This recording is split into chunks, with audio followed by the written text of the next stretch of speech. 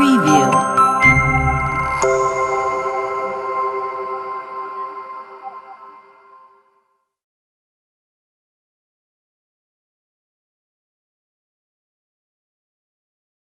¿Cómo están? ¿Cómo les trata la vida? Se defienden, se defienden. Bueno, nos da mucho gusto comenzar la semana. Vamos a informar a los ciudadanos a través de ustedes. Muchas gracias por estar aquí todas las mañanas. Vamos a informar sobre el coronavirus, aunque lo hemos venido haciendo desde hace 2 meses aproximadamente, a las 9 de la noche, y este fin de semana se acordó que se informara aquí a las 9 de la noche, y a petición de compañeras, compañeros de los medios, de ustedes, se va a seguir informando en la noche, pero no a las 9, sino a las 7, para que no salgan tan tarde. Entonces, cambia el horario, pero seguimos informando. De todas maneras, como es lunes y comienza la semana y es la mañanera, que no es lo mismo que otro tipo de conferencia, la mañanera es la mañanera, vamos a informar sobre el coronavirus, así comenzamos. Luego tenemos lo de la refinería y lo del aeropuerto, y también quién es quién en los precios de los combustibles, de los energéticos, de gasolinas, del diésel, del gas. Ricardo va a informarnos. Si les parece, empezamos así, que primero coronavirus, luego Ricardo y luego lo de el avance de obra en refinería y en el aeropuerto. Entonces, adelante, doctor. Gracias, señor presidente. Buen día, secretario, procurador. Muy buenos días tengan todas y todos ustedes. En síntesis, la situación del coronavirus en México tenemos 5 casos confirmados, que los hemos ido reportando todos los días, y un caso que hemos considerado como un portador asintomático. Todos han tenido síntomas leves, muy leves, de hecho en algunos casos casi inaparentes, como fue el caso identificado en Chiapas. Y el caso de Chiapas es importante porque lo descubrimos a partir del estudio de contactos del caso de Torreón.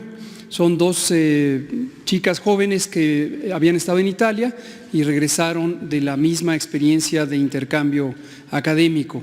Lo digo porque esto nos revela la capacidad del sistema de vigilancia epidemiológica, en donde las personas aún sin síntomas las estamos encontrando precisamente a partir del estudio de contactos.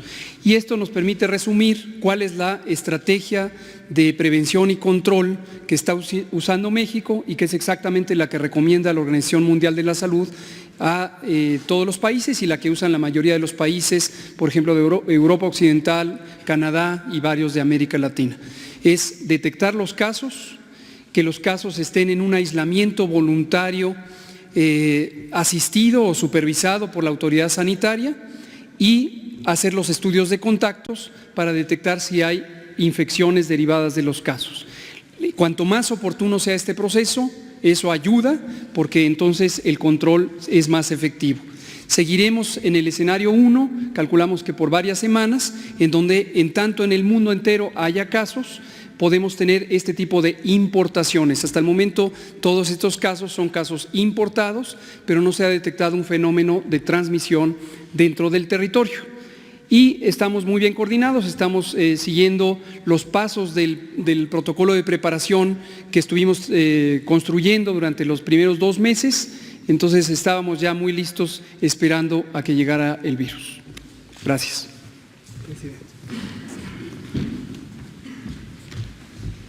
Muy buenos días. Con el margen más alto en Petroplazas, en Mazatlán, Sinaloa, 20 pesos con 96 centavos por litro, con un margen de 4 pesos. Mientras, en comparación, el margen de la masa económica es de 21 centavos. En Oleum Gas, Tuxtla Gutiérrez, Chiapas, a 17 pesos 94 centavos por litro.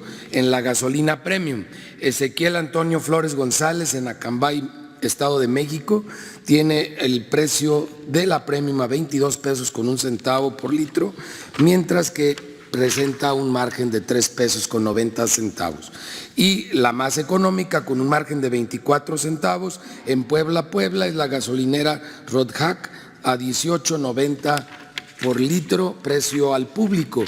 Y para el diésel, gasolinera Progreso y Quiroga, en Hermosillo, Sonora, el precio más alto, 21.90 por litro, con un margen más alto de 3.87 centavos, mientras que el más económico lo encontramos en Ahumada, Chihuahua, combustibles Ahumada, 19 pesos con 28 centavos por litro, un margen de 63 centavos para el diésel.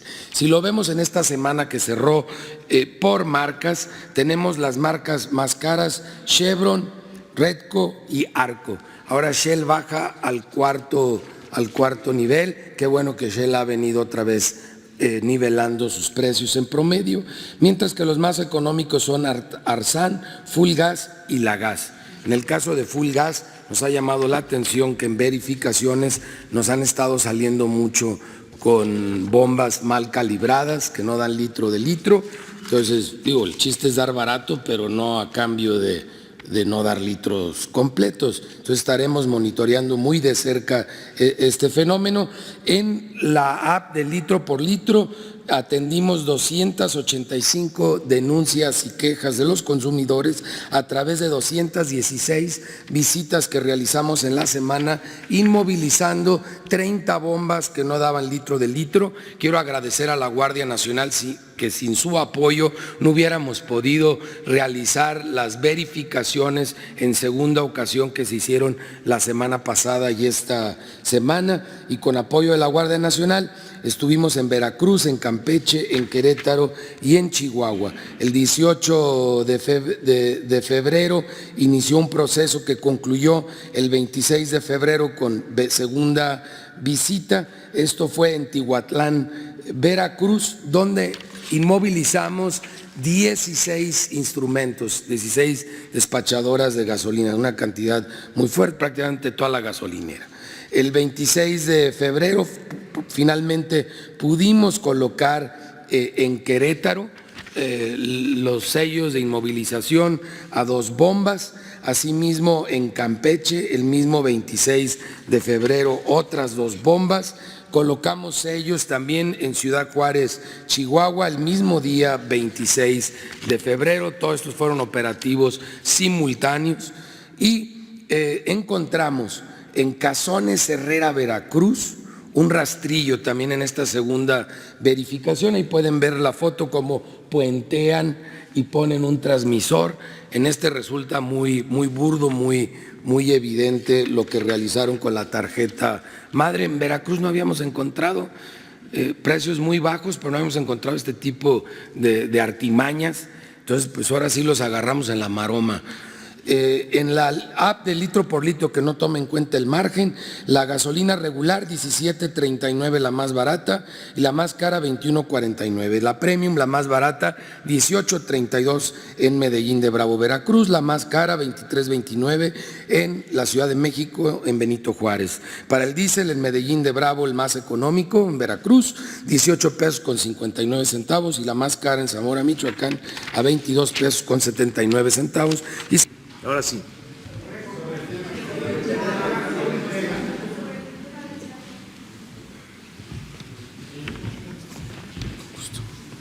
Gracias, presidente. Por favor, ¿sí? Sí, buenos días, señor presidente, también al Gabinete de Salud y al titular de la Profeco. Sí me interesa mucho el tema del coronavirus, por la incidencia que evidentemente tiene sobre el tema de la salud. Sin embargo, a mí me ha parecido en particular que el principal contagio hasta la fecha pues es en la parte financiera y económica. La pregunta de hecho se la quería hacer al señor presidente en términos de si no hay preocupación de parte del gobierno por lo que ha venido ocurriendo. Hemos visto cómo el tipo de cambio en particular, el precio del dólar ha subido esta mañana, incluso hay presión sobre el mercado financiero y bueno, vimos también que la bolsa de valores se puso un poco nerviosa. Hay expertos que incluso hablan de que el principal riesgo de contagio es sobre las finanzas públicas, señor presidente. Entonces le quería yo preguntar ¿qué le parece esta situación y qué tipo de llamado haría usted al público inversionista en particular para evitar este nerviosismo o esta incidencia que estamos viviendo? Gracias. Bueno, yo creo que ha resistido nuestra economía, sobre todo el peso, aguantó esta primera etapa de propaganda sobre el coronavirus. Ha habido una depreciación, pero estaba bastante apreciado el peso, resistió. Podríamos verlo, a ver si Carlos Torres nos presenta, nos manda cómo ha sido el comportamiento del peso desde que estamos en el gobierno y lo que ha sucedido en este año, para verlo aquí, con relación a otras monedas.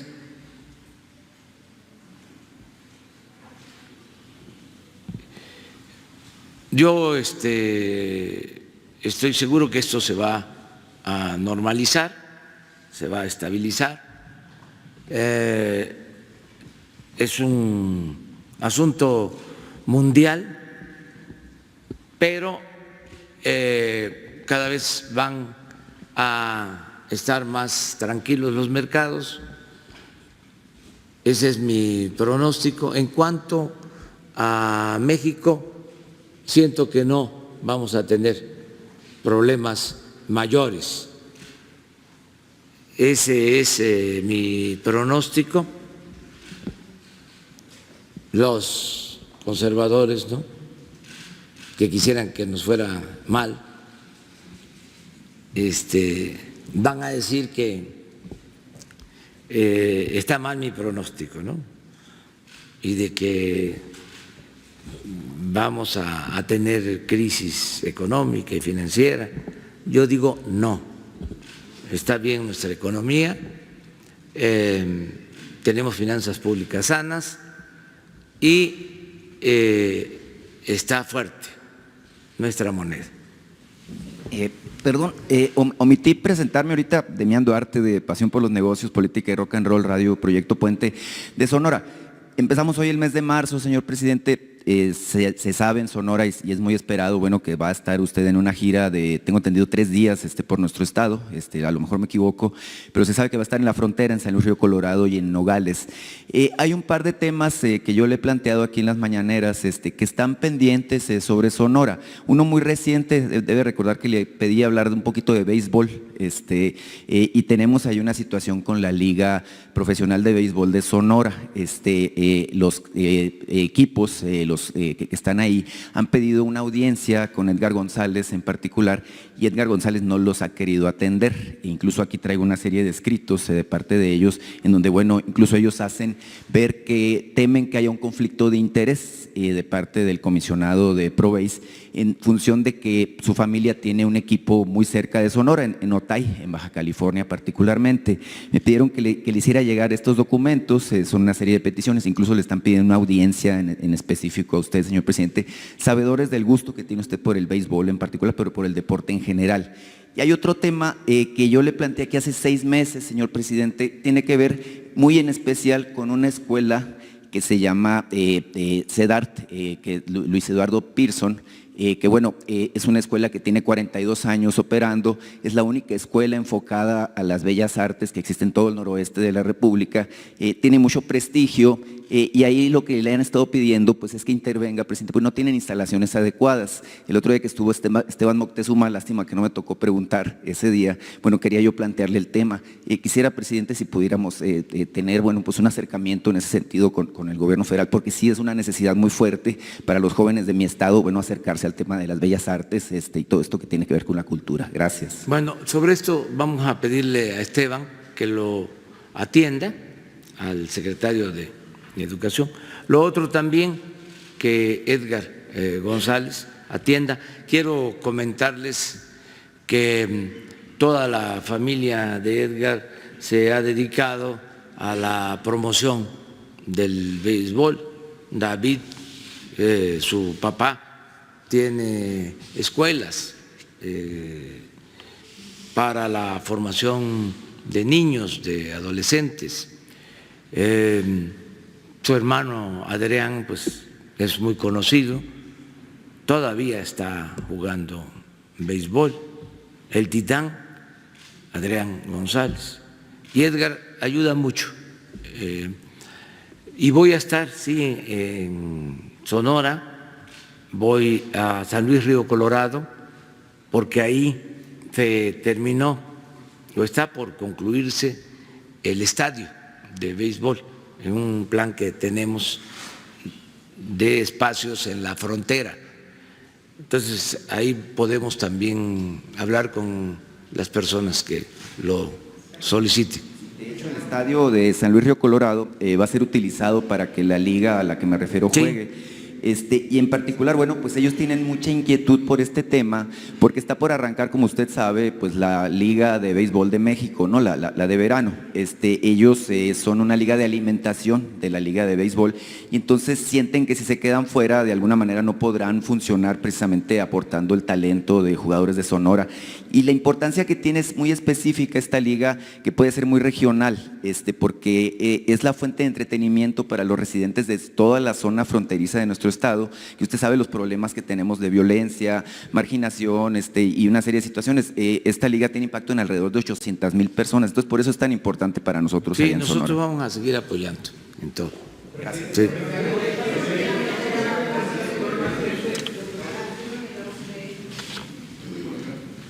A ver, la gráfica. Este es el caso,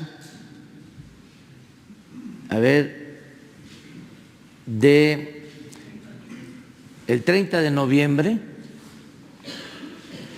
del 18, es todo nuestro periodo, al 28 de febrero. Aquí estamos.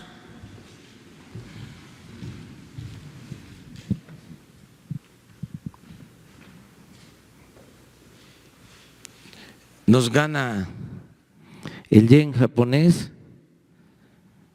el baht tailandés, 5% se ha apreciado en todo este tiempo con relación al dólar, el yen japonés. El tailandés, 4.0. Y el nuestro, el peso, a pesar de los pesares, 3.65 o 55.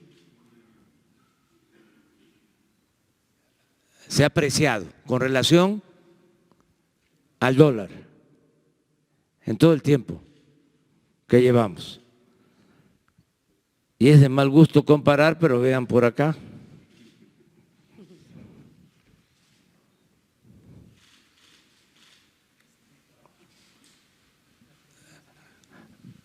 lo voy a decir porque el diablito me está diciendo que yo los haga enojar, a los conserva.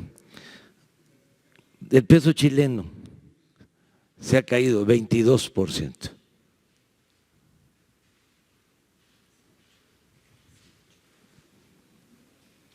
El brasileño, no alcanzo a ver, 15 puntos.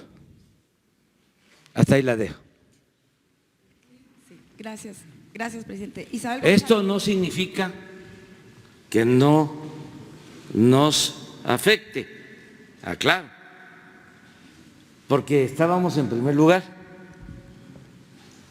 si ustedes recuerdan, pero ha resistido el peso. Muy bien. Buenos días. Buenos días, presidente, subsecretario. Isabel González, de Grupo Imagen.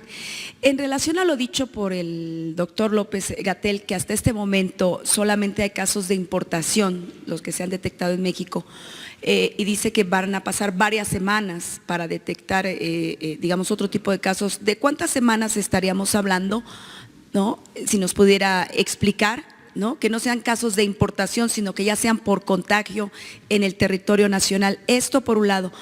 Por el otro, en el caso de Chiapas, de esta paciente, ¿qué medidas se van a tomar o se están tomando, sobre todo por el contacto que haya tenido y sobre todo por la llegada de los migrantes que efectivamente están ahí desde hace un tiempo y que al detectarse un caso por contagio, pues pudiera derivar en otro tipo de cosas? Y dos, como médico, como científico, me gustaría saber ¿por qué muta o qué hipótesis se tienen del por qué mutó el coronavirus? ¿De una manera intencional o de una manera accidental? Por estar haciendo otro tipo de investigaciones, ¿qué fue lo que se sabe o qué es lo que saben hasta este momento? Eso por un lado, y después otra pregunta al presidente. Con mucho gusto. Respecto a la duración de este primer escenario, recuerden que hemos explicado que le llamamos escenarios a 3 fases distintivas de la transmisión del nuevo coronavirus 2019. No le llamamos etapas o fases para no dar una idea de que necesariamente tenemos que progresar de una a la otra. Cada país, de acuerdo a su geografía, la población que tiene, la movilidad de la población, las intervenciones de prevención, las interconexiones que tiene con el resto del mundo en términos de viajeros, cada país va a tener su propio ritmo y esto hay que visualizarlo. No es una receta en donde todos los países van a pasar de una situación a la siguiente. Por ejemplo, indiscutiblemente los países europeos tienen una interconexión geográfica y también de viajes muchísimo más densa de la que puede tener Estados Unidos.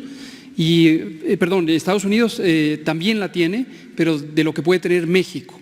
Entonces, eso es un determinante muy importante porque la intensidad de la entrada de personas determina la probabilidad de que una de esas personas pueda ser un caso importado.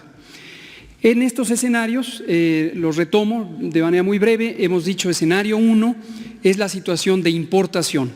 Entonces existen casos importados, pero no existe contagio al interior del país. Generalmente el número de estos casos importados se cuenta por decenas, no en mayor dimensión. El escenario 2 es cuando empieza a haber transmisión de una persona que es un caso importado a una persona que nunca ha salido del territorio nacional y ahí ya hay una transmisión en pequeños brotes comunitarios. Y el escenario 3 es donde personas que fueron infectadas al interior del territorio a su vez contagian a otras y entonces puede haber una propagación regional o incluso nacional. ¿Cuánto tiempo puede pasar entre uno y otro escenarios? Depende también de muchos factores. En las distintas estimaciones que hicimos durante el periodo de preparación, en los 2 primeros meses del año, utilizamos varias técnicas. Una de ellas es la modelación matemática. Existe todo un campo científico de modelación matemática de las enfermedades infecciosas y se puede calcular que de 40 a 50 días sería el periodo que transcurriría en el escenario 1 para transitar al escenario 2 de transmisión comunitaria si no se tomaran acciones, si no se tomara acción alguna. Digamos, la historia natural de la epidemia podría llegar todavía hasta 40 o 50 días antes de que pasáramos al escenario 2. Si somos efectivos en las medidas de mitigación, la detección de los casos, el aislamiento preventivo y el estudio de los contactos, podemos llevarnos mucho más tiempo. De hecho, la expectativa de éxito, lo que sería muy deseable, es que lográramos mantener en el escenario 1 hasta que en el mundo ya no hubiera transmisión del coronavirus, ¿no? Por supuesto, quiero dejar extremadamente claro que ninguna de estas cifras se trata de una promesa, porque sería completamente fuera de una lógica científica que llegáramos al escenario 2 en menos de 40 días y alguien reclamara, ustedes prometieron que eran 40 días. Esto es ciencia, esto no es una bola de cristal y nadie tiene que tener la expectativa de este tipo de predicciones como si fueran puntuales. Sobre el caso de Chiapas, también aquí es importante visualizar. Una cosa es la proximidad geográfica que puede haber con ciertos fenómenos de tránsito de personas, por ejemplo, los fenómenos migratorios que ocurren en el sureste del país, rumbo a la zona norte, muchos de ellos, la mayoría, con la expectativa de querer llegar a los Estados Unidos de América, pero tenemos que visualizar la proximidad geográfica no es completamente inmediata. Este caso de Chiapas es una mujer joven que vive en una región urbana, en el centro del estado, y prácticamente no tiene ni ha tenido en su vida una conexión significativa con personas migrantes. Es decir, aunque hablemos del mismo estado, no estamos hablando de una proximidad geográfica. Pero aquí aprovecho para mencionar una cosa que ya habíamos dicho desde el inicio, pero lo retomo. Las epidemias en la historia de la humanidad se han prestado para la discriminación, el estigma y el abuso hacia poblaciones migrantes. Los prejuicios afloran enseguida, son parte de las reacciones de miedo, pero también de la ignorancia. Entonces, cuando se habla de una epidemia que se inició en un país, en este caso China, enseguida existe en la mentalidad, basado en la ignorancia y basado en el miedo, la idea de que hay que alejarnos de los chinos. No, esto es una arbitrariedad y no tiene ninguna lógica científica, no existe ningún mecanismo de protección por el hecho de alejarnos de una población en donde existió el origen de la epidemia. Lo mismo pasaría para las personas de nacionalidad italiana en este momento, o coreana o japonesa. Es decir, la nacionalidad o el origen étnico, genético, no tiene nada que ver con el riesgo. Aquí lo que estamos hablando del riesgo de una enfermedad transmisible y puede ser una persona de cualquier nacionalidad, cualquier origen, o los productos comerciales de cualquier país que pudieran ser un mecanismo de transporte. Lo último respecto a… entonces, gracias. Este virus, su origen, el origen para esta epidemia, no está basado en una mutación. Ya hemos visto que en los distintos mecanismos de desinformación que circulan en el Internet y muchos otros, ya salió, no nos extraña, sale cada epidemia que existe, las teorías conspirativas de que este virus fue creado a propósito en un laboratorio, hasta viene el nombre de un laboratorio y se ven imágenes de matraces y pipetas. No, este es un fenómeno natural que ha existido en toda la historia del planeta, incluso antes de los registros históricos. Según los estudios de evolución de virus, se puede saber que los virus tienen patrones de mutación, pero no lo creó nadie en un laboratorio, ni es un arma biológica que va a acabar con el mundo. Ahora, el origen de la epidemia es un fenómeno también plenamente descrito. 3/4 partes de las infecciones emergentes de interés epidemiológico vienen del reino animal, fuera del humano, el humano siendo obviamente también del reino animal. Y este fenómeno de proximidad entre animales, sobre todo las especies silvestres y los humanos, ciertamente es un mecanismo que aumenta la probabilidad, el peligro, el riesgo de que haya una transmisión entre especies. No se conoce a ciencia cierta cuál es la especie que inició esa transmisión de animales a humanos. Se ha identificado a ciertas especies de murciélagos, se habló de una especie muy peculiar por su aspecto físico, el pingolín, pero realmente todavía hay mucha controversia científica de cuál fue el animalito o la especie animal que llevó el virus normalmente circulante entre los animales hacia los humanos. Entonces no es un efecto de mutación, el virus definitivamente no es una creación intencional del hombre y este fenómeno de transmisión entre especies está plenamente documentado. Gracias, subsecretario. Presidente, le quería yo hacer otra Por pregunta. favor, sobre el tema. Buenos días, Marco Antonio Olvera del Diario Digital Bajo Palabra. Subsecretario, hay dos temas que a mí me interesarían. Uno sobre el coronavirus y otro para el secretario sobre el tema de un juez que otorgó un amparo para que la iniciativa privada obviamente no ponga los etiquetados con el tema de la obesidad y demás. Ese sería para usted, pero primero vamos con Gatell. El viernes pasado entrevisté al secretario de Hacienda, Arturo Herrera, en el aeropuerto de Veracruz y me dijo que México tiene los recursos necesarios para enfrentar el tema del coronavirus. Sin embargo, también me dijo que ya hay pláticas del gobierno mexicano con sus pares del G20 a fin de saber cuál sería el tratamiento ideal o adecuado en términos médicos para tratar el tema del coronavirus. Ustedes que están con el tema, quisiera que me diera detalle si ya hay una recta, un tratamiento para tratar este tema. Con mucho gusto. Coincido con lo que dice el doctor Herrera. En México existen todos los recursos científicos, técnicos, la infraestructura, la capacidad del Sistema Nacional de Salud, incluyendo su componente de salud pública, que hace la vigilancia epidemiológica, que hace la prevención y el control de infecciones para manejar esta epidemia. Hemos insistido desde el inicio que de manera formal analizamos si cumplía o no los criterios para ser considerada una emergencia y determinamos que no cumple los criterios. Básicamente una epidemia, cuando podría convertirse en una emergencia, implica que o tiene una proporción de gravedad muy alta o tiene una proporción de mortalidad muy alta o afecta a ciertos sectores de la población que pudieran perturbar gravemente la funcionalidad social. Por ejemplo, el SARS de 2002, que también inició en China, característicamente tenía mortalidades muy altas y había una transmisión muy eficiente en los escenarios de atención de la salud. Entonces puso en riesgo la funcionalidad del sistema de salud en China, no en México.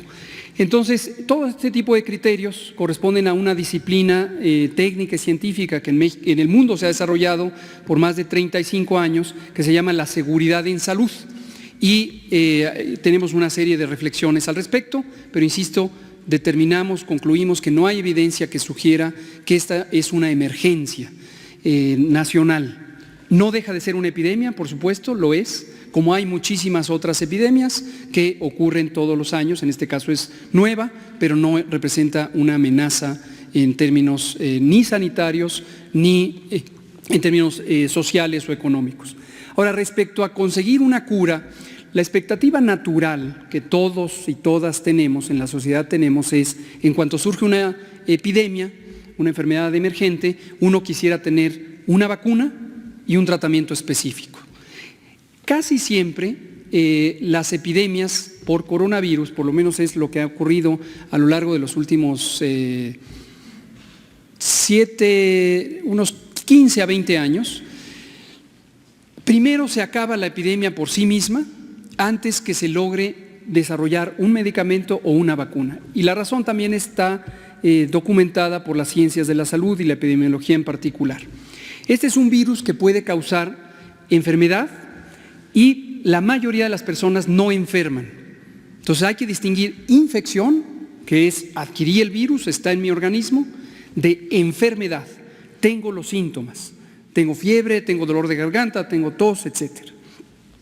La gran mayoría es 90%, se puede infectar sin darse cuenta que se infectó.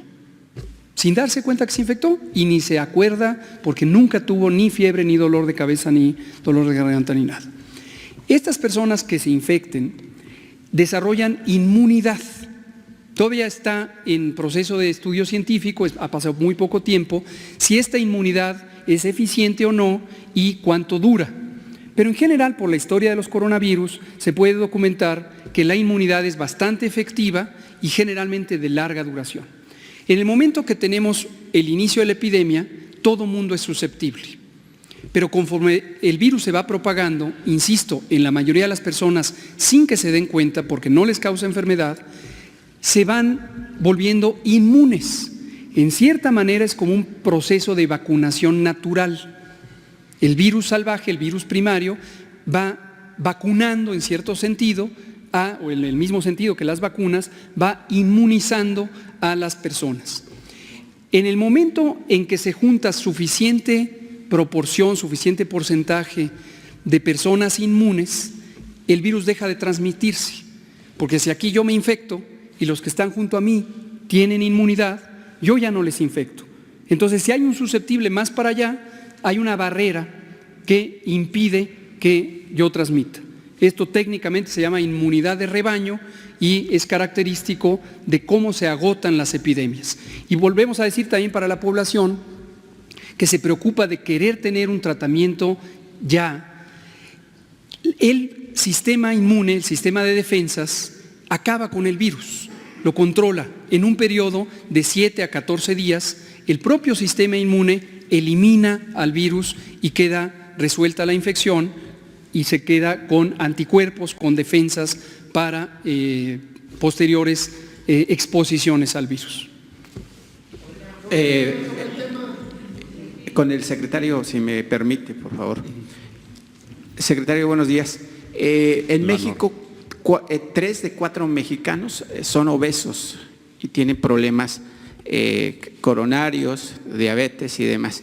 Y yo creo que ese problema está poniendo a México en una balanza, si no de bancarrota, sí de alarma por la cuestión de la obesidad y los problemas que traen. Sin embargo, el 26 de febrero, un juez, que no recuerdo exactamente ahorita el nombre, otorgó un amparo a los integrantes del Consejo Coordinador Empresarial para que no le pongan en los productos como de Bimbo, Coca-Cola y todos esos productos chatarra que consumimos los mexicanos y que nos ha dejado, por lo menos en los últimos 25 años, en un grave problema de obesos. Les otorgó un amparo para que en los productos no aparezca el índice de grasas, de azúcares, de sodio y demás, y sales.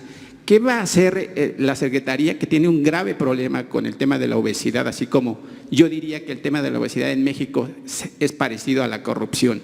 Porque el problema de la obesidad es grave, secretario, y usted lo sabe.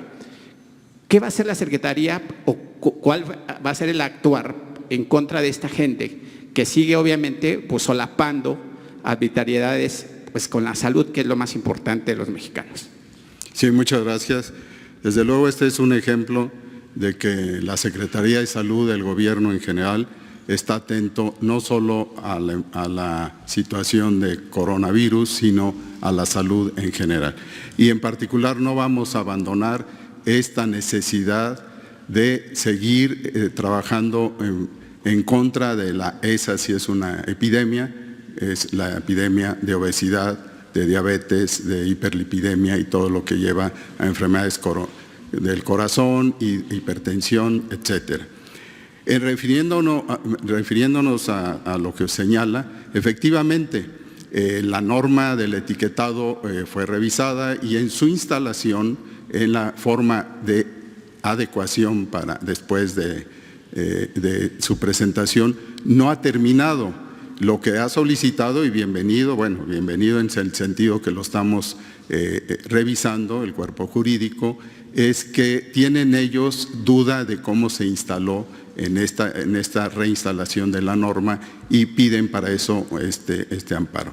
Se está revisando y desde luego pues es uno de las interacciones entre los que favorecen la presencia de sus productos, que desde el punto de vista salud requieren ese anunciado, y que ustedes lo han visto también en las últimas semanas, 5 instancias internacionales de las más importantes de salud, desde la rectora de la OMS, felicitaron y señalaron que estas acciones son muy importantes y en particular lo logrado en México.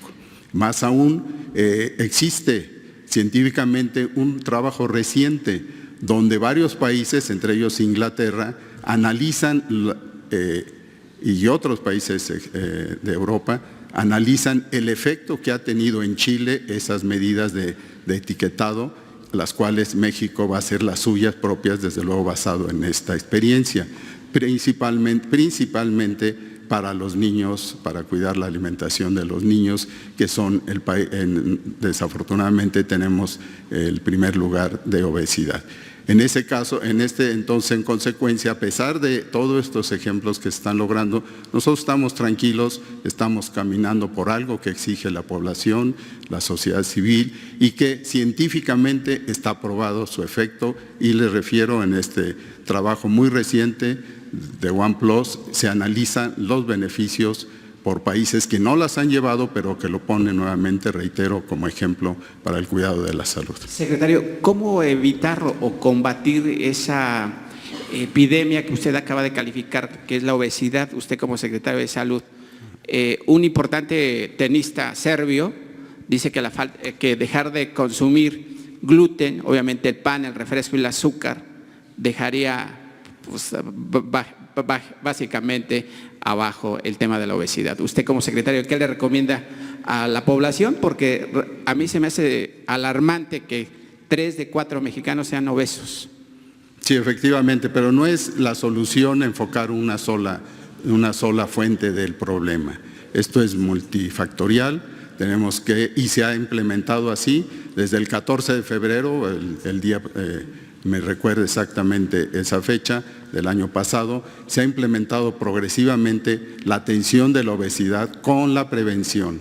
La palabra mágica, y que pronto vamos a integrarla en todos los problemas de estas, parecido de lo que ha mencionado, tienen esa palabra, y esa acción, la educación de la salud, de lo cual tenemos muchos déficits en todos los niveles, y que se enfocará desde la familia, desde los niños, en un programa que, repito, se empezó solo en ese aspecto de la alimentación nutritiva, que debe ser saludable, junto con ello la información, y desde luego no solo en el niño, sino antes en la madre, que la madre, muchas madres en nuestra población desprotegida están embarazadas, y muchas son adolescentes desnutridas y obesas. Esa situación en que se conjuga algo de esto parecería surrealismo, pero es realidad, y progresivamente esto se educa y se tiene la seguridad de que a través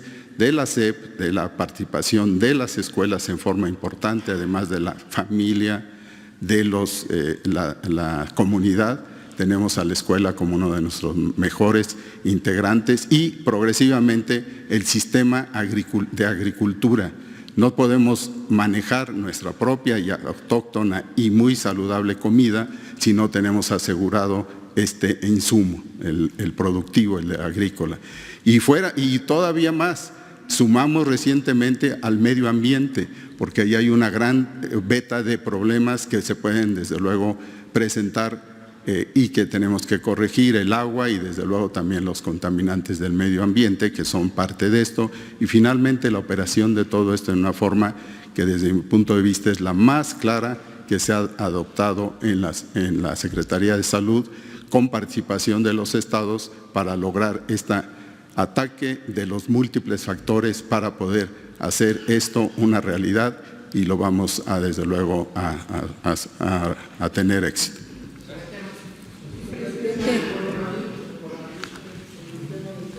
Presidente. ¿Les parece bien 3 preguntas y luego general? Sí. Perfecto, súper. Perfecto, a ver usted. Y luego usted. Buenos días.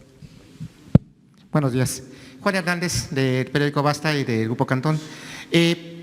Sobre estos casos asintomáticos que usted está mencionando, se ha mencionado que han sido en este caso de estudiantes que han estado en intercambio. He estado dando seguimiento de estudiantes que han venido, por ejemplo, de Querétaro, de Coahuila, en este caso de Chiapas. Ahí, ¿cómo ustedes están haciendo el seguimiento? Porque algunos han venido de China y ahorita que mencionaban de Italia. ¿Cómo le están dando el seguimiento a ellos precisamente por el hecho de lo que son de asintomáticos? Y por el otro lado, para el de la Profeco, pese a los llamados que ha hecho el presidente de no caer en el miedo, en la psicosis, pues ya se han desatado las compras de pánico. Ya no hay cubrebocas, el gel está escaseando. Incluso los medicamentos, bueno, en este caso también implicaría salud, los medicamentos para el control, en este caso de la influenza, pues están empezando a hacer una venta, ¿no? Aquí el asunto es si van a hacer algún operativo referente precisamente a, pues no sé, en este caso si garantizar el abasto de cubrebocas, qué es lo que se va a hacer o alguna campaña informativa, sobre todo porque prácticamente hicimos un sondeo apenas hace unos días, el viernes, en donde los comerciantes estaban buscando cubrebocas por la cuestión del surtido de alimentos, y de 20 centavos de un cubrebocas ahorita ya está costando $1, $2, hasta incluso 10, ¿no? Sí. Ya prácticamente se soltó el mercado negro de los cubrebocas. Muchas gracias. Gracias. Y también de los geles y los desinfectantes de superficies. Aquí me gustaría retomar, lo hemos dicho todos estos meses, no solamente desde que pasamos a este escenario de importación el viernes pasado, sino desde la fase de preparación. Las epidemias como fenómeno poblacional, fenómeno de afección poblacional, efectivamente hay las más clásicamente identificadas por la población son las epidemias de enfermedades infecciosas. Y a veces se subestima, se pierde la idea de que hay otro tipo de epidemias y, como acaba de señalar el secretario de Salud, las epidemias de enfermedades crónicas hoy son las que tienen la mayor consecuencia para muchos países, pero definitivamente para México. Para darles una idea, la mitad de las muertes que ocurren en nuestro país, la mitad, cada año mueren cerca de 600,000 personas, un poquito más de 600,000.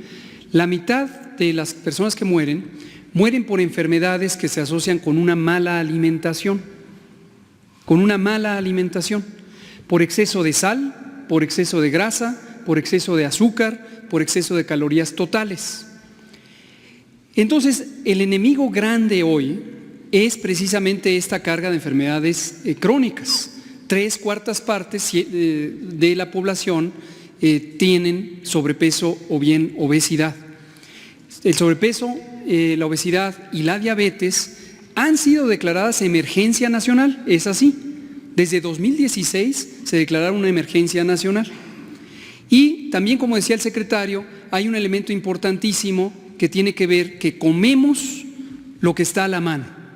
Y lo que está a la mano, y tiene que ver con el tema de los precios, porque también suele ser más barato conseguir comidas, elementos de alimentación que no es saludable y que tiene exceso de estos 4 elementos: sal, grasas, calorías y azúcares.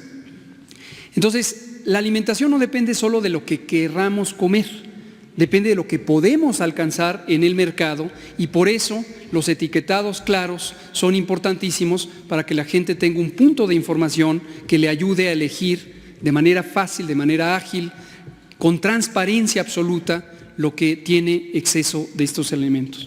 Lo digo porque precisamente el tema de cómo reacciona la sociedad ante los retos de salud a veces no tiene que ver con los riesgos reales, pero está perfectamente también descrito por la ciencia cómo los eventos nuevos son percibidos como más riesgosos que los eventos que van lentamente y que son antiguos, aun cuando la realidad sea que es incomparable el riesgo de los eventos antiguos o de larga instalación, como las enfermedades crónicas metabólicas asociadas con la mala alimentación. Ahora, sabiendo eso, las epidemias de enfermedades infecciosas, uno tiene que considerar 2 epidemias al mismo tiempo. La epidemia propiamente del agente infeccioso, en este caso el nuevo coronavirus, y la otra epidemia que es la del miedo. El miedo se difunde en forma epidémica. También hay múltiples estudios científicos sobre el miedo como un fenómeno epidémico que se propaga, se contagia de persona a persona, pero también por otros medios, como los medios de información, y genera reacciones de pánico que no tienen que ver con lo que realmente sirve. El uso de cubrebocas, ahí tiene usted uno en la mano, estos cubrebocas sencillos, clásicos que se pueden vender en los supermercados, en las tiendas, etcétera, no sirven para protegernos. Entonces, que todo el mundo lo sepa, si yo me pongo un cubrebocas de estos convencionales, no me disminuye notoriamente el riesgo de que yo pueda adquirir no solo coronavirus, influenza, catarro común, metaneumovirus, más de 100 o 200 virus que existen todos los días en todas partes del país y del mundo. Entonces, comprar este tipo de cubrebocas actúa como un mecanismo de tranquilización que uno busca, también es parte de la naturaleza humana, ante la incertidumbre, pues yo me protejo. Pero sepan ustedes que no hay evidencia científica que muestre que realmente sirve.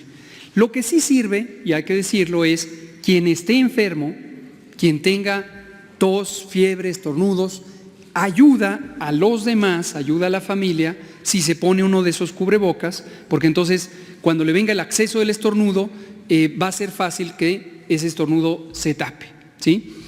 Lo mismo los geles y los desinfectantes de superficies.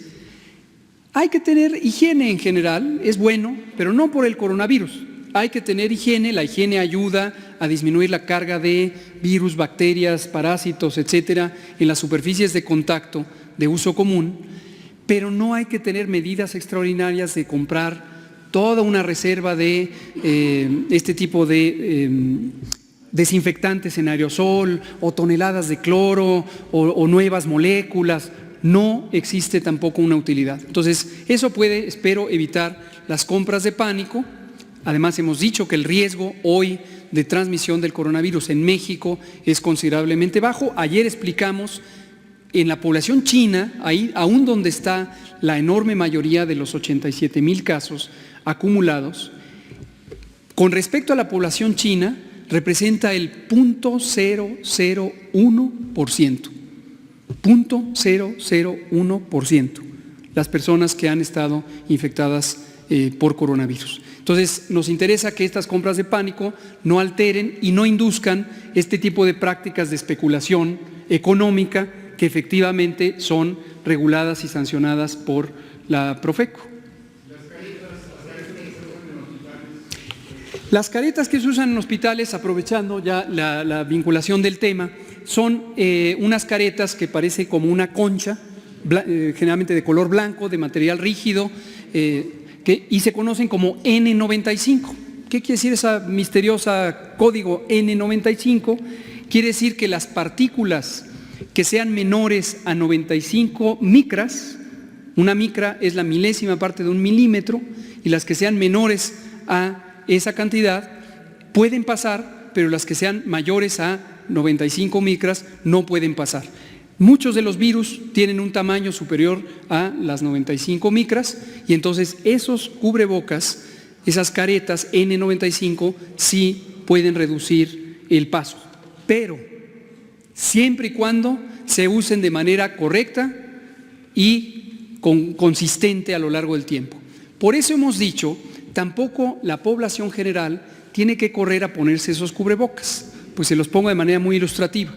Se lo pone, se siente protegida o protegido y dentro de una hora ya le dio sed o ya le dio hambre y entonces agarra el cubrebocas N95 y se lo mueve para aquí a este lado, o se lo pone de gorrito, o se lo quita y bebe y ya se le olvidó volvérselo a poner. Entonces, realmente la protección es mínima. ¿Para qué sirven estos cubrebocas? El personal especializado de salud, médicas, enfermeros, todo el personal de salud, cuando lo usa, tiene conciencia de un protocolo con el que fue entrenada y entrenado a lo largo, no solo para ahorita, a lo largo de su formación como profesional, y entonces es más consistente el uso. Lo usa cuando está en contacto, en una situación de riesgo con el paciente, pero después ya se lo quita cuando ya no está esa situación. Entonces tampoco es un mecanismo, los N95, que sea de uso común en la población. Es una pérdida de dinero, es una pérdida de esfuerzo que realmente no va a significar una protección significativa. ¿Sí? Recordemos, y lo hemos dicho muchas veces, el consumo debe de ser razonado. Para razonado compro lo que necesito. Si no tengo tos o gripa, no necesito el cubrebocas, lo acaba de decir el doctor. ¿Para qué voy y los compro? Yo altero el mercado como consumidor. Recuerden que empoderados como consumidores, nosotros modelamos el mercado. Entonces ese sería el primer comentario, es que no generemos una demanda innecesaria de este tipo de productos. Segundo, también tenemos videos en las redes sociales y en internet que son de hace años y los hemos actualizado solo en precios en las últimas horas, en donde enseñamos a la gente, si tiene gripe y tos, si quiere ponerse un cubreboca, cómo lo puede hacer en casa, con qué materiales y cuánto cuesta, y el gel también lo pueden fabricar en su casa, y así también bajamos la demanda de ese tipo de artículos. Y por último, en base a la ley, se establece que no puede haber aumentos injustificados que responden a la especulación. En consecuencia, hemos estado actuando en ese sentido. En el 2009 hubo un caso de Walmart y lo empezamos a monitorear desde hace un mes, y efectivamente ha habido un acopio desmedido sobre todo del tema de cubrebocas por parte de esta empresa, y ha aumentado el precio porque lo venimos midiendo también semana con semana en ciertos negocios que pretenden especular, el caso particular de Walmart. Por eso hemos hecho requerimientos a los mayoristas y sobre todo a las grandes cadenas de información sobre precios de adquisición, precio de venta, fechas en que compraron, a qué precios, etcétera. Eso lo estamos monitoreando y estamos actuando como autoridad. Y si se pasa de rosca a alguien, vamos a aplicar la ley. Y eso lo estamos haciendo ya. Hubo requerimientos desde el viernes de la semana pasada de carácter oficial. Entonces estamos empoderando al consumidor con información, que es lo más importante, pero también estamos monitoreando y aplicando la ley en el mercado. ¿Es el requerimiento, o sea, de cadenas farmacéuticas? 8 proveedores que son de los más importantes en el país. Gracias. No, son procesos, no es de enchilame otras. Lo primero es un requerimiento y tienen su derecho a contestar y luego se les dan sus días, etcétera, de acuerdo a la ley. Los procesos apenas iniciaron la semana pasada y no los 8 presentan un problema real en el mercado. Es una medida preventiva en los 8. El único que tenemos un poquito más avanzado es el de Walmart. ¿Ya les parece? Bueno.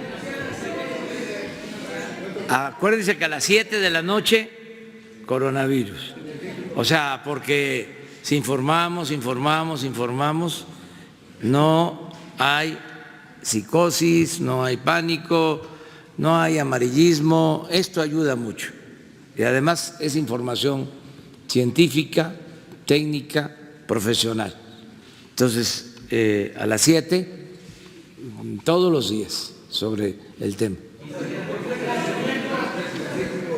Vámonos con 3 preguntas. Ahí. ¿Y quedó Isabel pendiente? Sí, tú. Buenos días, presidente Hans Salazar de ZMG Noticias, Grupo Político y Zócalo Virtual.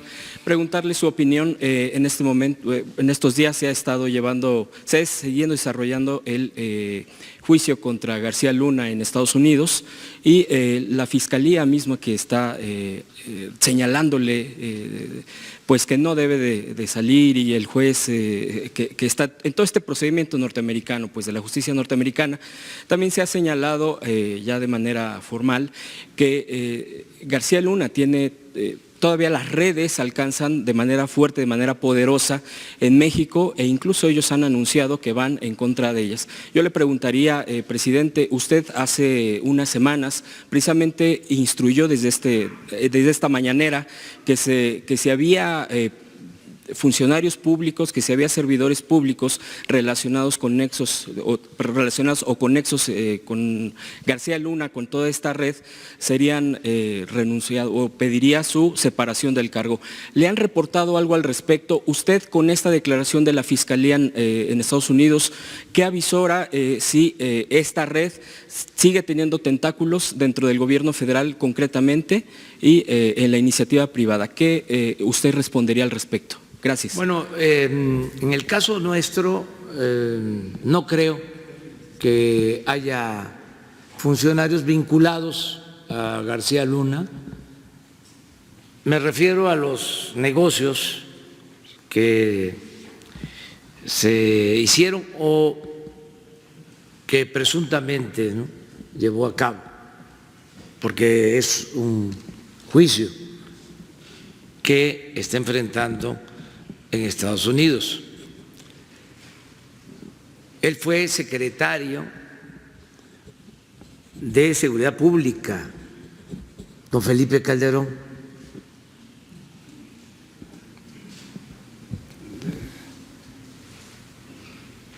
En ese tiempo es que se le están señalando sus vínculos con una de las bandas de la delincuencia organizada de México, para aclararlo. Y posteriormente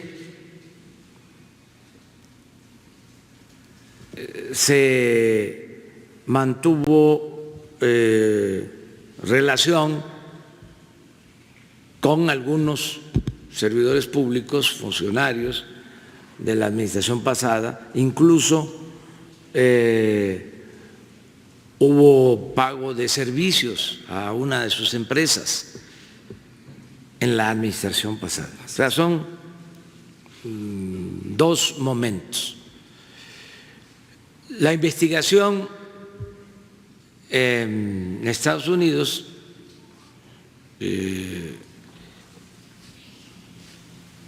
va a continuar porque él solicitó llevar su proceso en libertad, ofreció una fianza y le rechazaron la fianza porque consideraron que tenía un nivel de peligrosidad y podía escapar.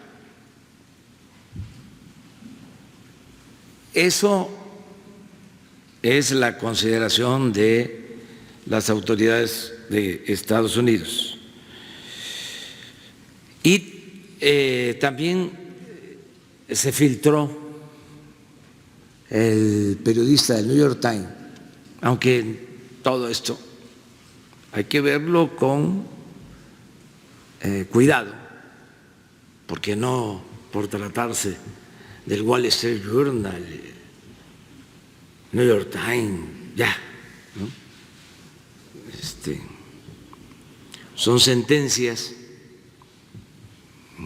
que nadie pontifique, que nadie sentencie hasta que se terminen los procesos judiciales y se presenten las pruebas. No puede haber juicio sumario y no puede haber cuestionamientos anticipados.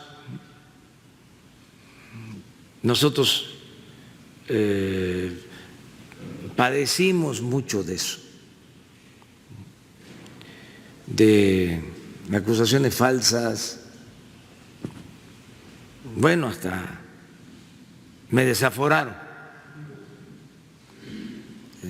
y linchamientos públicos en los medios de comunicación, guerra sucia, Entonces, despacio, hay que esperar.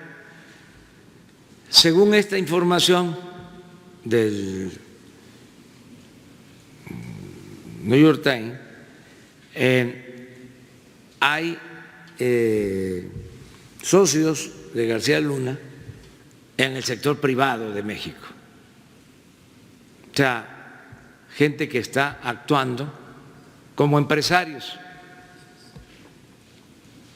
Esa es la información que existe. Vamos a esperar a que se investigue a fondo sobre este tema y esperar el resultado, no adelantar vísperas. Sí. Segunda pregunta, presidente, si me permite. El trabajo de la Unidad de Inteligencia Financiera se ha difundido bastante permanentemente y en estos últimos días, por ejemplo, con respecto al exgobernador Nayarit, el tema de las cuentas que se han bloqueado, la declaración desde Estados Unidos, ha habido una actividad constante de la unidad por parte del doctor Santiago Nieto. Le preguntaría, en este tipo de investigaciones, ¿hay más exgobernadores que se sigue este tipo de líneas? Porque, bueno, cada semana, cada 15 días salen y nuevos casos y el tema es constante. El bloqueo de estas cuentas, ya lo decía, se hacía un corte, digámoslo así, a finales del año pasado, con respecto a este tipo de bloqueo y de, pues, ya eventualmente hasta confiscación, ¿no? Tanto de tema de inmuebles, tema de propiedades o, en este caso, de dinero. ¿Hay algún reporte que usted tenga y que nos pudiera compartir con respecto concretamente a exgobernadores que se estén siguiendo estas líneas de investigación? Y si pudiera eventualmente, o había usted también mencionado que pudiera estar viniendo periódicamente el doctor Santiago Nieto para poder informar con respecto a sus actividades y bueno, ya han pasado unas buenas semanas y no nos ha visitado el doctor.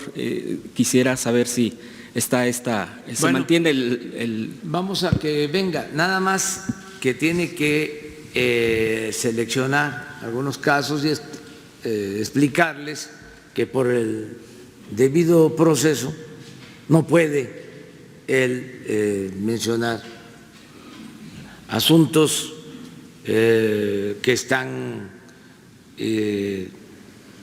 llevándose a cabo en la Fiscalía, asuntos judiciales, a ver qué puede informarles en el marco de sus facultades y que venga aquí con ustedes, no hay problema. La instrucción que él tiene es de que todos los casos que se van registrando, todos los casos que se investigan, que se tiene información, pasan a la Fiscalía. No nos quedamos con nada. Ahora sí que ofrezco esa explicación a los involucrados. Yo no puedo archivar nada, porque imagínense si el presidente dice: esta carpeta no transita, se queda aquí, se congela, se archiva. No tendría yo autoridad moral. Entonces, todos los casos pasan. A veces hasta le digo a Santiago o a cualquier servidor: ni me informes, directo a la Fiscalía. O sea, porque ¿qué hago? Pues nada más saber de qué se trata, pero no nos corresponde a nosotros. La Fiscalía tiene independencia, es autónoma. Lo que nos corresponde es, si se tiene una información de lavado de dinero, una información sobre corrupción, que esta unidad de inteligencia financiera haya detectado, pues de inmediato darle trámite, ¿no?, de conformidad con la ley. Entonces, vamos a pedirle a Santiago que venga esta semana a informar hasta donde pueda. Él les va a explicar qué puede, qué no puede. Ustedes tienen todo el derecho a preguntar y él les va a decir si puede contestarles o no. Vamos con Isabel. Bueno, luego tú, y es que se quedó aquí. Gracias, presidente. Dos temas. Uno, este fin de semana surgió una información en el caso de la niña Fátima, que tendría que ver con que no se le va a dar la recompensa a la tía de Mario, uno de los homicidas de esta pequeñita. Yo recuerdo que en días pasados usted aquí, en este espacio de la conferencia matutina, elogió el comportamiento de la señora, de la tía de Mario, justamente porque el interés primordial de esta persona fue el que se hiciera justicia, que se haga justicia. Ahora dicen las autoridades de la Ciudad de México que ella no ayudó a la localización de los homicidas. Me gustaría saber cuál es la sugerencia respetuosa que usted le haría a las autoridades de la Ciudad de México para que esta señora, que se queda al cuidado de los hijos, que quedan pues desamparados por la terrible situación, pueda salir adelante, y sobre todo por el riesgo que como persona, al haber denunciado un hecho delictivo tan monstruoso, pues se encuentra. Esto por un lado. Y por el otro, presidente, pues del avión presidencial, dos cuestionamientos. No sé si estoy bien o estoy mal. ¿Hoy inicia la venta de boletos de la Lotería Nacional del avión presidencial o cuándo empieza? Y sobre el mismo tema, ¿dónde va a ser este sorteo? Antiguamente el kiosco morisco de Santa María la Ribera pues fue la sede de la Lotería Nacional. Como memoria histórica viva, ¿ustedes han pensado incluso en llevar a cabo este sorteo el 15 de septiembre en este lugar? Gracias. Bueno, acerca de lo de la señora que ayudó para saber sobre este lamentable y brutal asesinato de la niña, Fátima, debe el gobierno de la ciudad cumplir con su compromiso y informar sobre el apoyo que dio la señora. El informe que se tiene es de que sí ayudó la señora. Hubo trabajo de investigación también. Hay cosas que por el debido proceso Sí, el sigilo. no se puede decir. Claro. Pero hubo investigación, hubo inteligencia. Actuó muy bien el gobierno de la Ciudad de México. Y esto también marca la diferencia. Son crímenes horrendos, que duelen mucho, que generan indignación, preocupación, pero no hay impunidad. El que la hace, la paga. No es de que se comete un crimen y hay impunidad. Eso se terminó. Puede ser que lleve tiempo, porque hay que hacer investigaciones, pero se trabaja todos los días para el esclarecimiento de crímenes y el castigo a responsables, porque no hay impunidad. O sea, no es el tiempo de Calderón, en que el secretario de Seguridad Pública era García Luna. Ya, para que también se estén quietos los conservadores. O sea, lamentamos mucho que esto suceda. Pero estamos trabajando todos los días para garantizar la paz y la tranquilidad, y no hay impunidad. Y por eso le agradecemos a la gente, y qué bien lo de la señora, que nos ayuden, porque la gente ahora está más consciente, más informada. Es un pueblo avispado. Tenemos ojos por todos lados, oídos por todos lados, que nos ayuda a la gente.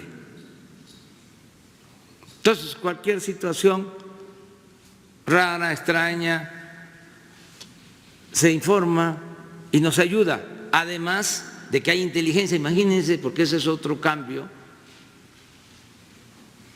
lo tengo que decir, antes el CISEN se dedicaba a espiarnos a nosotros, a los opositores.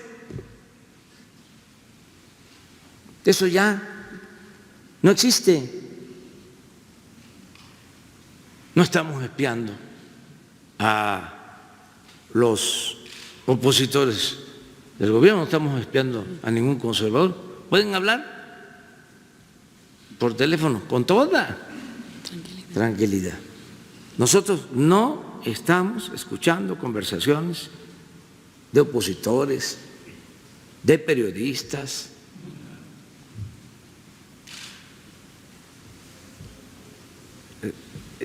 Eso ahora nos permite que la inteligencia se dedique a al trabajo de esclarecer crímenes, a lo que tiene que estar dedicada la inteligencia, y nos ha ayudado mucho, y es muy bueno el trabajo que han desarrollado. En el caso de la tía de Mario, los Levarón, el trabajo de inteligencia nos ayudó mucho para saber sobre los involucrados en estos también horrendos asesinatos, ¿no? Entonces, sí vamos a que el gobierno de la ciudad, que además está actuando muy bien, revise este caso de la señora y si ella contribuyó de la manera que haya sido, porque también si no encubrió, claro, eso es una ayuda. Además, y le habló a la policía. Y le habló a la policía.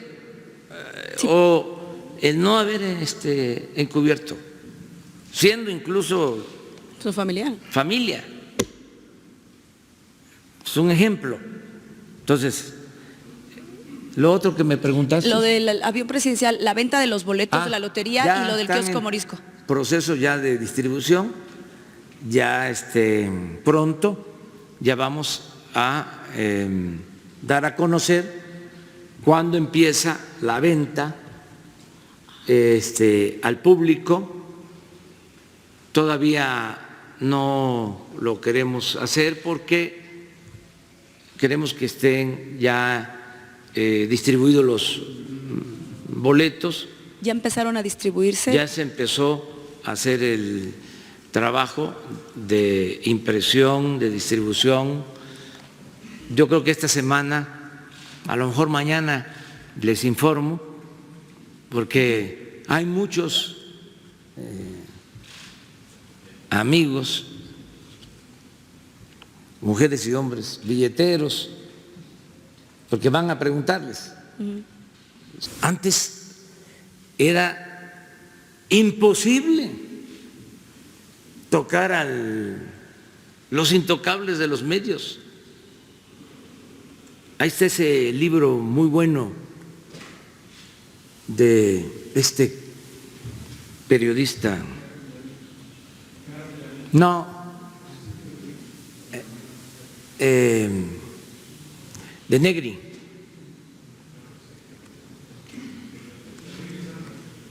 El autor, Enrique Cerda. Muy buen libro.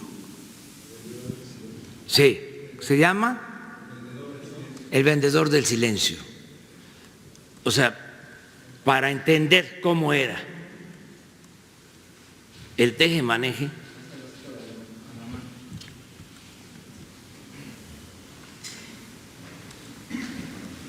¿A dónde está?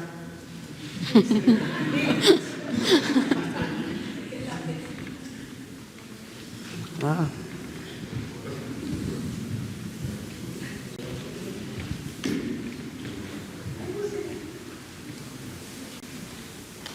Entre otras cosas, porque le dice, regrese y restablezca los privilegios de las corporaciones y no pasa nada. Estos son los puntos, pues, esenciales de nuestra política que hemos debido exponer franca y lealmente, como que estamos muy lejos de pretender hacer misterio de nuestras opiniones. Y para realizar estas ideas se puede contar. Para realizar estas ideas, ¿cuáles son esas ideas? El establecimiento o restablecimiento del conservadurismo. Se puede contar con la opinión general, así se le llamaba antes a la opinión pública, la opinión general, que está decidida en favor de ellas, de esas ideas. Y que dirigimos por medio de los principales periódicos de la capital y de los estados, que todos son nuestros. Estamos hablando, ¿es 52 o 50? 51, 52, 53. A ver, 1853. 1853. Estamos hablando de 80 años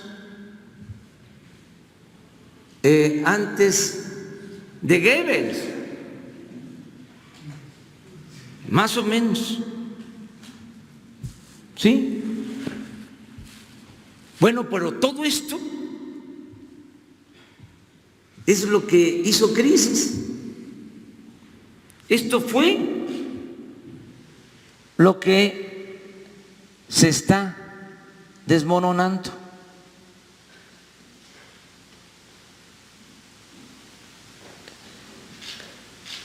Por eso,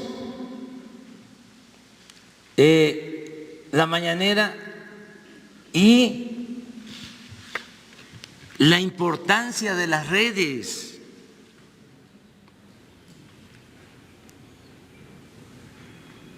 Las benditas redes, porque ya son otros los medios de comunicación. Ya no es que una lanzada en medios va a tumbar a un gobierno, porque ahora la gente tiene información. A nosotros, estamos en la oposición, lo he dicho muchas veces, nos tenían bloqueados, nos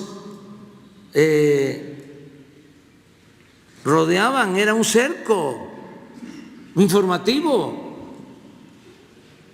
Aquí un día les voy a contar de todo lo que sucedía en medios, ya les he contado. Habían programas de radio de los más avanzados que nos daban oportunidad una vez cada 6 meses. Me entrevistaban para pagar la cuota de progresismo y demostrar que eran plurales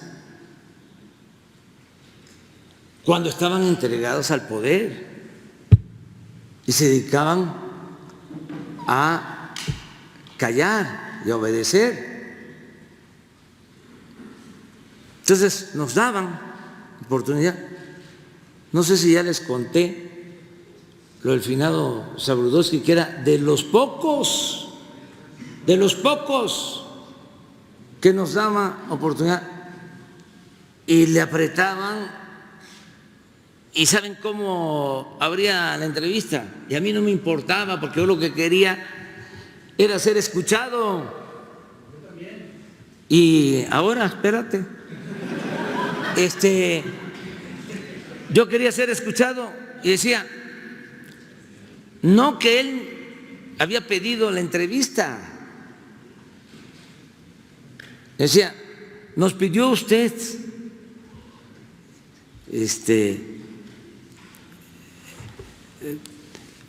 tomar la palabra. ¿Quiere usted dar a conocer algo? No me hacía ninguna pregunta. Y yo agarraba y me iba de corrido. Ahí sí hablaba rápido. Ahí sí no era como siempre, ¿no? ¿Para qué? Para invitar a la gente, porque teníamos un acto en el Zócalo por alguna razón, y era la manera de comunicarnos. Entonces, le agradezco mucho pues a la memoria, le agradecí siempre al licenciado Sabludowski, al finado Sabludowski, y así otros. Pero paladines y paladinas de la libertad, lo que diga mi dedito, no había posibilidad. Entonces ahora es distinto, pero es importante, ¿no?, continuar con la información, con la mañanera. Lo que sí estamos descartando, no del todo, está en estudio, es que no haya sábado y domingo. Oiga, presidente. A ver, porque él me está ya diciendo que... Solo le quería... Presidente. Gracias. Buenos días. A ver, espera, que vas a tener que seguir esperando. Solamente le quería, por último, por favor, presidente, quisiera preguntarle cómo ve la manifestación de los chicos universitarios allá afuera. ¿Los va a recibir alguna comisión? ¿Están exigiendo justicia por el caso de Puebla? Por favor, gracias. Sí, se les va a recibir, se les va a recibir. Ya existe una comisión, aquí está Leticia Ramírez, de Atención Ciudadana. Ahora sí, gracias. Yo sé esperar, me he esperado mucho tiempo para que llegara la Cuarta Transformación. Mi pregunta es para Salud y Profeco. En Tamaulipas tenemos una comisión, se llama las Comapa, son las que se encargan de la Comisión del Agua Potable y Alcantarillado. Entonces, ahí tenemos el problema de que hay estudios de personas que en estos momentos se vuelven a reunificar para hablar de la contaminación de las lagunas, para hablar de la contaminación de esas lagunas que al final de cuentas es del agua que consumimos y del río. Entonces, tenían a alguien en Profeco, pero cuando ibas a poner la queja estaba alguien de la Comapa ahí, en la zona conurbada, Tampico, para ser preciso. Y entonces había en aquellos tiempos, como dicen, de la corrupción, entonces pues no pasaba nada. Yo quiero confiar que ahora, si se va a poner una denuncia, pues la Profeco va a actuar. La salud tiene que ver qué estamos consumiendo de agua. Hay un rector de una universidad que la ha invertido a ver cómo es el tratamiento en Nuevo León y cómo es en Tamaulipas. Y al final de cuentas nos dice que estamos consumiendo agua que no es potable para el consumo de nosotros, de los humanos. Pero no hay donde quejarnos, ni Salud se aboca al problema, ni tampoco Profeco. Esa sería una primera pregunta. ¿Cualquiera? ¿Ustedes pueden? Nosotros estamos llevando un caso puntual, incluso el viernes pasado estuve en Conagua platicándolo, en el puerto de Veracruz y Boca del Río, porque el servicio de agua potable, como muchos otros servicios, nos compete desde el punto de vista del consumidor a Profeco, desde el punto de vista de contaminación a Profepa, que es otra dependencia, pero desde el punto de vista del consumidor a nosotros en cuanto a calidad del agua, y lo hacemos de manera conjunta con COFEPRIS, que es dentro del sector salud. Si recibimos una denuncia, actuamos. Ese caso en particular en Tamaulipas no lo tenemos reportado como una queja. Tenemos quejas en Cancún, Riviera Maya, en la ciudad de Puebla, la zona metropolitana de Puebla, y en Veracruz y Boca del Río. ¿La denuncia la tendría que hacer de manera personalizada a cada ciudadano o cómo sería para que ustedes entraran? La pueden hacer hasta por internet, una sola persona. Ok, gracias. Adelante. Solo muy brevemente, gracias presidente, solo muy brevemente, la parte de salud, esto lo coordina el Sistema Federal Sanitario, que depende de la Comisión Federal para Protección contra Riesgos Sanitarios, COFEPRIS. No perder de vista que la provisión de agua potable es una atribución municipal, dado el artículo 115 de la Constitución. Entonces, quien debe garantizar el servicio de agua potable en todos los municipios es la autoridad municipal. Pero todos los estados tienen una comisión estatal para la protección contra riesgos sanitarios, en unos pocos casos se llama Dirección General, casi todos es una comisión que actúa de manera independiente, pero se coordina a nivel nacional a través del Sistema Federal Sanitario, que depende de COFEPRIS. Y como menciona el licenciado Sheffield, los mecanismos de denuncia están accesibles a todos los ciudadanos y se actúa cada vez que hay una denuncia. Gracias. Mire, ¿vas a seguir? Sí, ¿la otra pregunta? Sí. Ok. Adelante. Mire, mi otra pregunta va directamente con usted. Usted está poniendo mucha atención a los estados del sur, me parece excelente, pero Tamaulipas tenemos un gobernador que es del PAN, no va con la Cuarta Transformación, no aceptó el INSABI, ¿sí? Y usted en Tampico y Ciudad Madero tenía el bastión más fuerte para llegar a la presidencia de la República, a lo que se le ayudó a llegar.